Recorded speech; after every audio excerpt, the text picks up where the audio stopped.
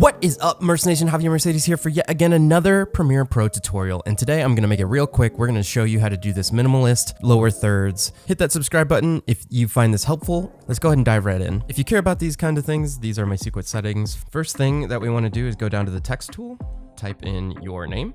I'm going to switch this to something cleaner, bring up my effects controls. With it highlighted, I'm going to go down to something like Bibis. I don't know if that comes with the Mac. It might.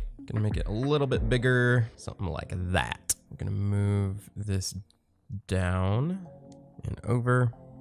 Now I'm going to click this and hold Option and duplicate it. Make this one a little bit smaller. Move this down.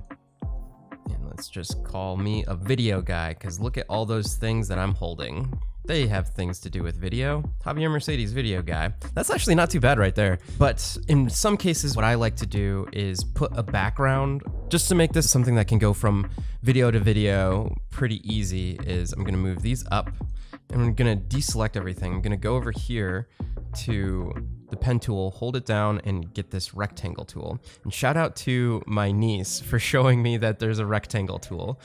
Because before, I was just using this pen tool and trying to hard draw rectangles. You know, it's never too late to learn something.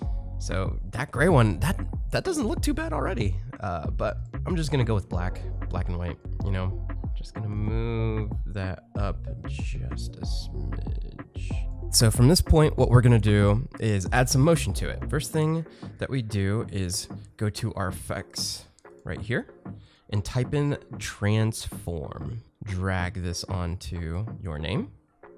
Now we're gonna go back to effects controls by hitting Shift 5. We're gonna scroll down here.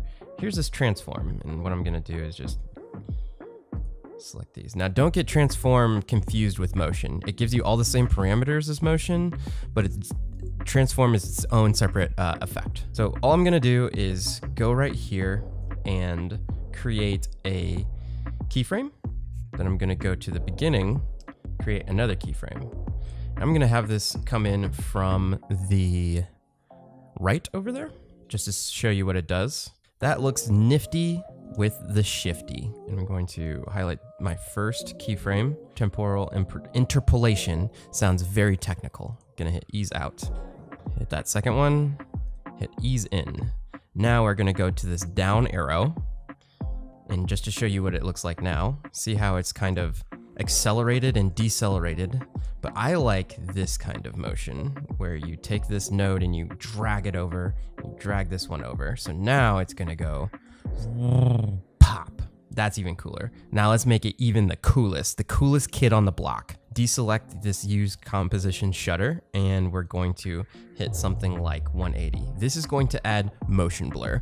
And the higher the number, the more motion blur there is. So this can be completely dependent on however you want it to look.